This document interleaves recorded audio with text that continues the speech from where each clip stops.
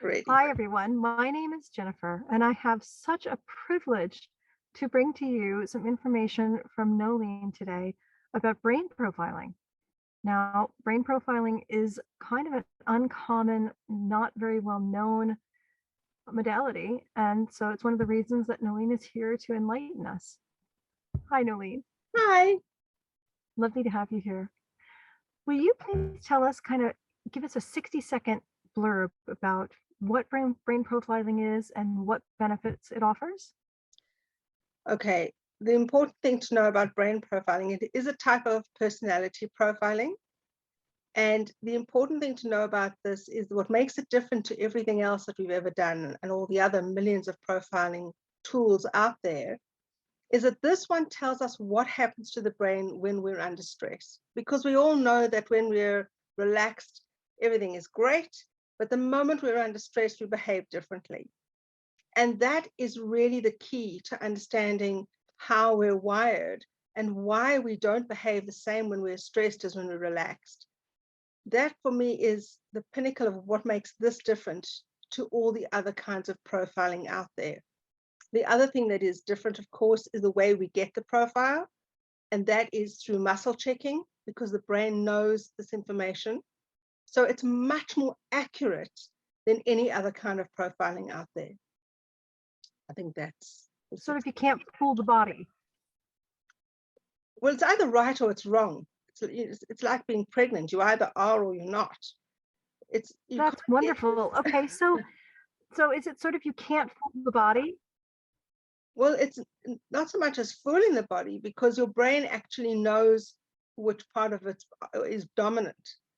So it's I did bypassing not.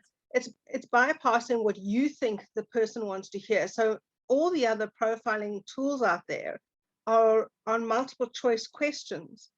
And the people that I've profiled in the past have said, particularly high up in corporate situations when they've done many different types of profiling, is that some of those questions are appropriate to answer and some of those questions aren't. And so they have told me Mm, that they answer according to who they think is going to be looking at it instead of how they actually are, because two of the answers sure, are right for sure. them. So which one do they choose? And then the next question, none of them are right for them. So which one do they choose? So this takes all of that out of the equation. Once you're doing muscle checking, you're just getting the plain, simple information that you need, understanding the wiring of the brain, and most importantly, what part of that brain is not functioning under stress. And I think Okay, I so think one of the other things, just to add in here, just really yeah, go quickly, ahead. and this is something that is such an important thing, and that is we all think that everybody should think like we do. And if they don't, there must be something wrong with them. And that is a thought process that is across the globe. And it is such an important thing to understand because we don't all think alike.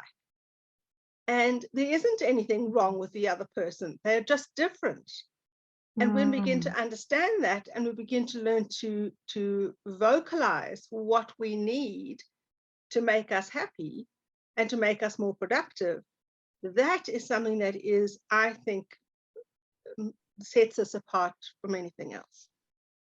so if I read between the lines, what you're saying is that it's partially a way of knowing ourselves better so that we can be clear about what we want and need so that we're more effective in our lives. And Correct. sort of cuts through the drama or manipulation or subconscious vying for kind of sidling into getting what we want. Or just spending one's life hoping that someone's going to Mm, get it right and then living in disappointment that they never get it right. And whether mhm, that's being in an employment of being an employee, hoping that your employer is going to know what you need and just by some fluke, giving you what you want. And I mean, some people are lucky. They have found themselves in that position. But for the most part, the people that I've met, they're desperate for something else and they think they'll find another job. And in doing so, they'll find the person that'll give them what they need. And I have to mm, say, this is also in relationships. We think if we find somebody else, they'll give us what we need. instead of actually telling the person you're with, this is what I need. This is what makes me happy. This is what stops me being stressed. And when I am stressed, this is what I need you to do. I need you to actually react to the fact that I'm stressed, not react to the thing that I've overreacted about. So that we really get to begin to communicate more effectively, number one, and also get others to understand us in a way that just makes life so much more pleasurable and more effective, really, as human beings. So are you seeing out of this, Nolene, you've been doing this how long? I studied in 2004. So we're in in 2022 now. So So can you 18 figure years. that out? Okay. You've been Thanks. 18 years working with this. Clearly, what you're describing makes it sound to me as though people who have undergone this process, applying it to their marriage, have more harmonious, less conflict-filled relationships, more fulfilling relationships. And then people in the business world, can you say also a little bit about that? What benefits you notice that they've seen over 18 years of experience? So in the business world, I think one of the things that I found to be really useful to understand. So I'll give you an example about this. I was called into a company here in New Zealand, and it was a really, really small company. And the CEO, I profiled her first, and then I profiled her PA. And she is what we are typically know as an A personality, A type personality. You know, these kinds of people that have no switch off button. They're the kind of people who have to sort of drop dead of a heart attack to even know they have a body. And and then they kind of go, oh gosh, I have to take a break because my body doesn't seem to be able to keep up with my brain. And she had an expectation that her PA was going to do the same. And the poor PA, who was really good at her job, felt under so much pressure to stay at work till 10 o'clock at night, instead of going home at 4:30 to be with her children and her husband and her family, because she felt under this pressure to keep up with the CEO. And I said, no, ma'am, no, you go home at 4:30. Right. That's what you have to do. And you have to know that you're not going to be her. And don't let her put that kind of pressure on you. Likewise, telling the CEO, you can't now put this expectation on your staff because that's unreasonable. She is supposed to finish work at 4:30, make sure she goes home at that time. So what I can see from what you're saying, because I have a business with staff, this is helpful in creating staff longevity, turning over positions and having to retrain. It really costs business owners, companies, a lot of opportunity cost, a lot of money directly. Also, people that are stressed are not going to be performing well. Nobody wants to be in a work environment that's unhappy. So really, I can completely see the benefit in a business setting. Of course, marriages and friendships as well. But a lot of times people are looking for a financial return for a financial or tuition investment.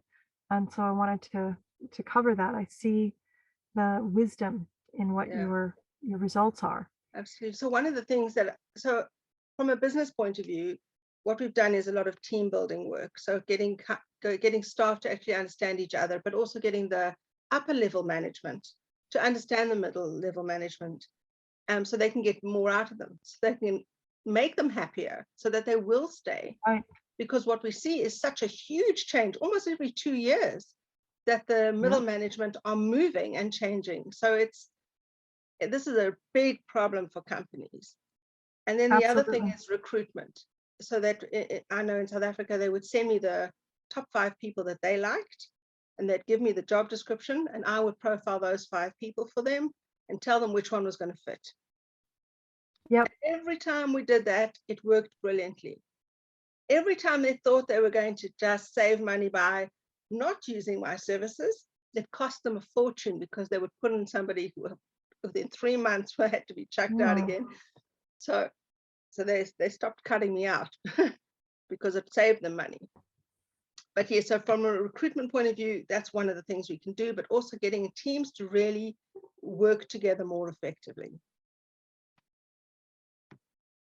Okay, so that's in the business setting. Yeah. Tell me more about brain profiling and who it helps and how that works. Well, I always say, so long as you have a brain, you know, this will help you. If you don't, well, I'm so terribly sorry. Okay, and how it works.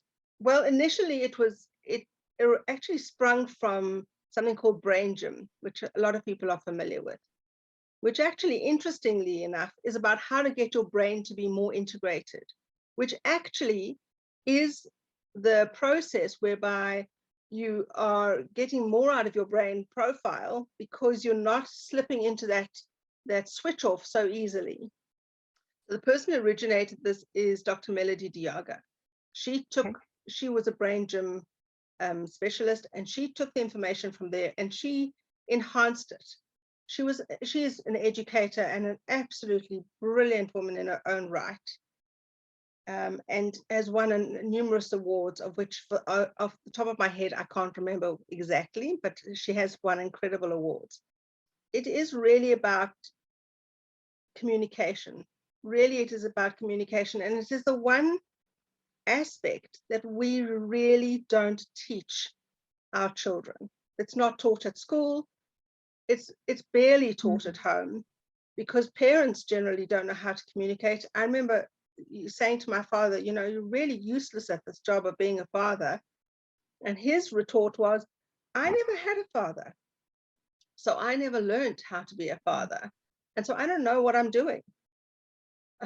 You know, useless excuse. I mean, come on now. where does the buck stop? So it really is about communication. Effectively. So Nolene, I'd like to go back to something that you've mentioned earlier in your sentence, which was, are there other brain pathologists in New Zealand? No, just me. You're the sole brain pathologist in this country. Yes. Wow, we're so fortunate to have you here. Yeah. Thank you. Now, can you say how this has made an impact on your life personally and on the life of your loved ones? Because clearly I'm sure you've offered it to loved ones. I certainly have. So when I was at school, I suffered with dyslexia and really battled. And when I was at school, I mean, it's honestly a number of years ago now, not maybe in the billions of years, but a number of years. And it was really not treated in those days. My headmaster said, oh, she'll be fine. And really, I got absolutely no help with it.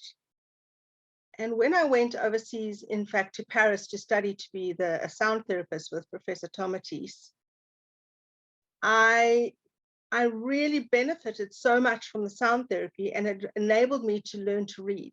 So it was the first time actually that I could actually study. And I went to university and studied English and psychology, and I was able to read those enormous textbooks. And it was, I couldn't really understand how come I had managed that until I studied brain profiling. And once I had studied that, I understood that the integration of the brain strengthened my right eye, because I'm left eye dominant, and allowed me to become a reader. But I had never, ever been able to read in the past. I mean, my favorite reading was Tintin or Asterix, or if it was a comic, that would be great.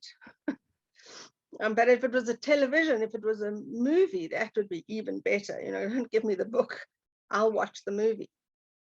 So, and that's really important to understand, that people actually need to learn in the way their brain is operating. But we are looking at brain integration. We are looking at strengthening both sides so that you're not a slave to your profile. And I think that's really important to keep remembering and reiterating, that we don't want to become a slave to that profile. What one is really looking for brain integration. And the things that do that we already know about Sound therapy is one, meditation is another, movement, exercise is another. So we have the tools that we need. We just need to use them. So Nolene, can you share with us how the brain profiling work that you've done also has positively impacted your loved ones? Well, certainly I did profile my children early on. I noticed that my daughter had a proclivity to dyslexia, Mm. and we took the correct steps to help her with that, to strengthen her brain profile. And after that, actually, she was able to not only read well, but enter into a reading competition and win. But um, knowing her profile has really helped us, not on just that level, but on other levels, that she'd be competitive, that we could actually tell her teachers how she was going to learn and what would be Mhm. best for her. And that was really, really valuable. And I did the same for my son. I also did sound therapy with him because he's also left eye dominant.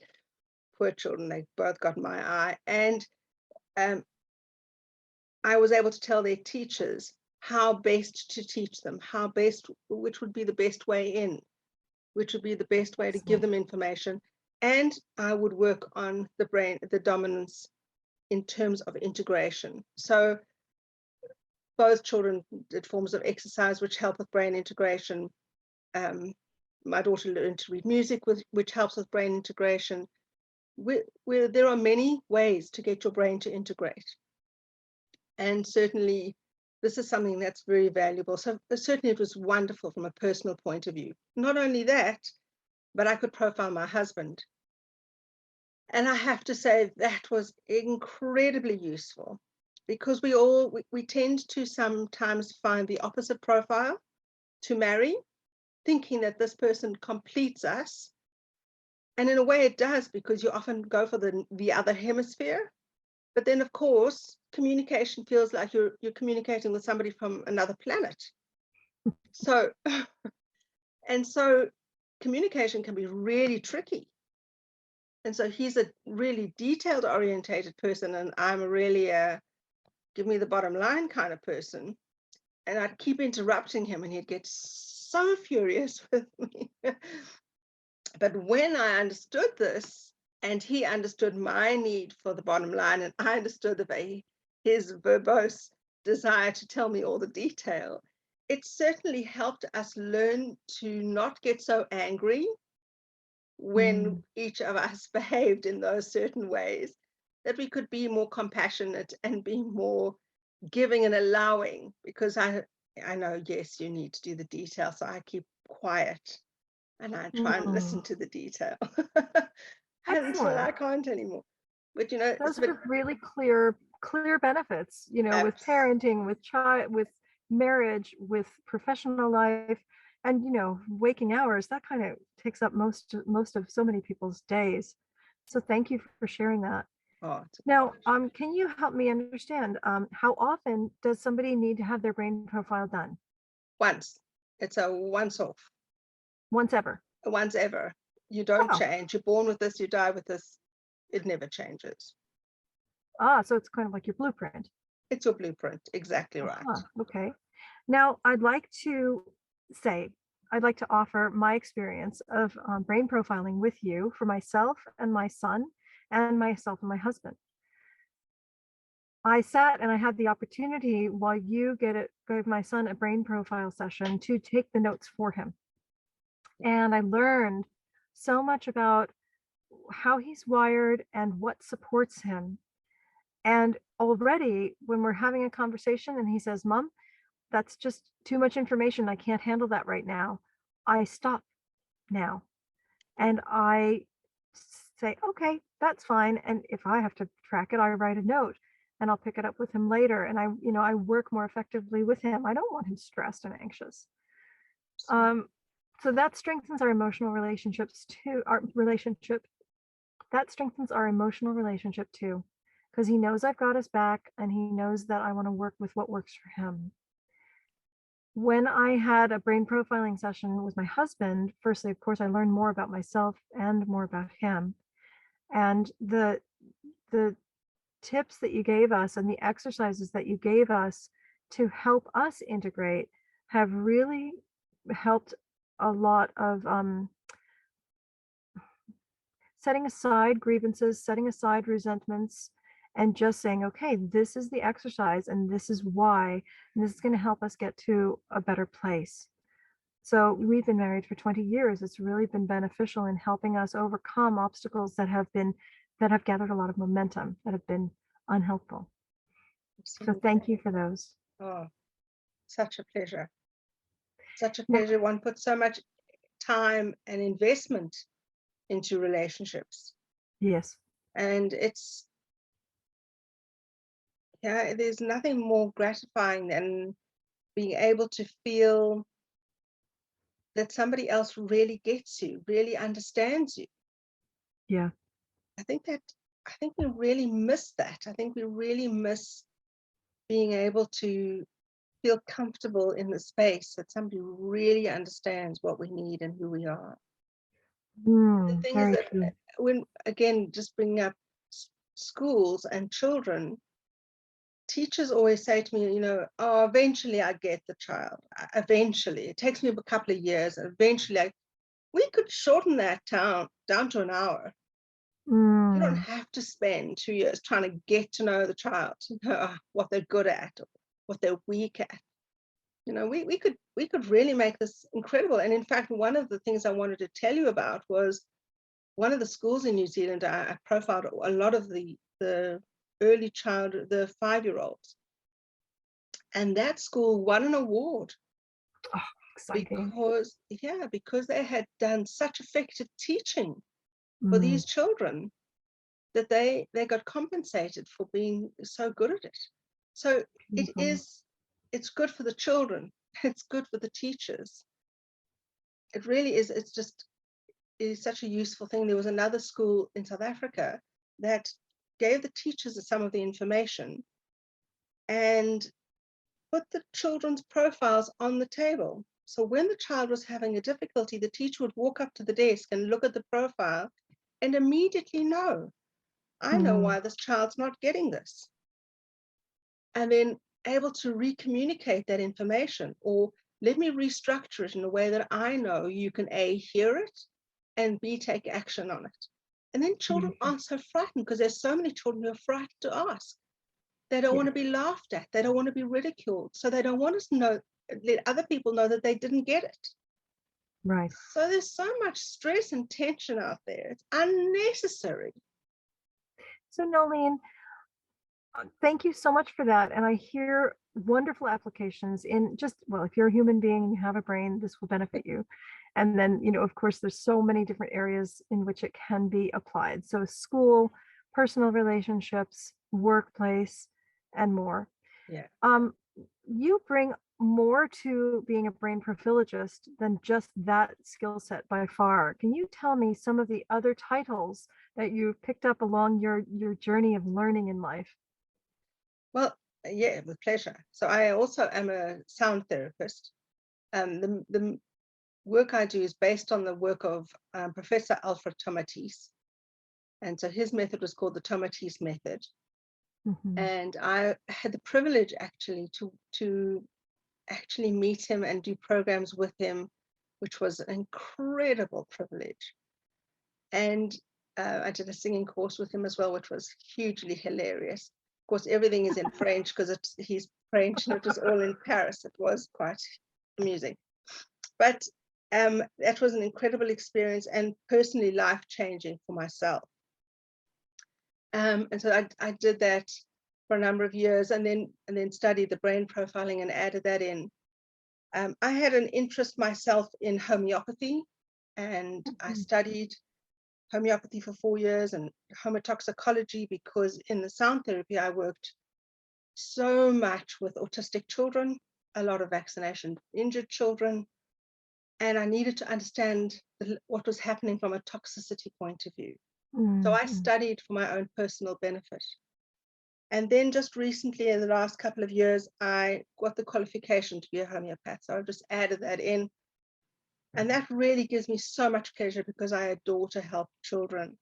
And it seems that this has been my life's calling, to help children. And that has been enormously what is the word? Rewarding. Thank you. Rewarding, That's the word fulfilling. I lost for a Rosalie. moment. Yeah, it's been enormously rewarding. I think my passion there is really to teach parents how to use homeopathy as first aid. Beautiful. Nolene, thank you so much for taking time to explain for me and for anybody else who happens across your website and your Facebook profile, the opportunity that awaits them to know thyself a little deeper and a little, being able to move through life more effectively, more fulfilled, more satisfied through working with you, even just for 1 to 3 hours. I'm You're really welcome. grateful. Thank you.